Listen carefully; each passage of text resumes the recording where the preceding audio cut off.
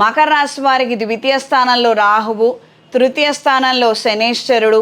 కొన్ని కార్యక్రమాలలో కేవలం మీ మాట తీరు, పొందిక, వ్యవహారితంగా ఎలా అయితే ఉన్నాయో, అంటే మీరు వ్యవహరించే తీరు విధానం ఎలా అయితే ఉన్నాయో దాని వలన మంచి ఫలితాలను మీరు పొందుతారు. ప్రత్యేకంగా 3వ స్థానంలో శనేశ్వర గ్రహ సంచారం వలన ముఖ్యంగా మీరు తెలుసుకోవలసింది ఎలా మాట్లాడాలి, ఎలా 10 మందితో మెలగాలి, దాని వలన వచ్చే మంచి చెడులు, బయట ఏదైనా వ్యవహరించడం వల్ల వచ్చే మంచి చెడులను కూడాను అంతే టాక్ట్ఫుల్గా ఎలా హ్యాండిల్ చేయాలి అన్నది. క్రితం ఏలినాటి శని ఉంది, మనకి పనులు జరగలేదు, నష్టపోయాము. కానీ ఇప్పుడు కూడా మనకి పనులు జరగటం లేదు, కార్యానుకూలత మనకి రావటం లేదు అని అంటే మీరు శ్రద్ధ పెట్టవలసినటువంటి అంశము కమ్యూనికేషన్. ఇది మీరు గుర్తుంచుకొని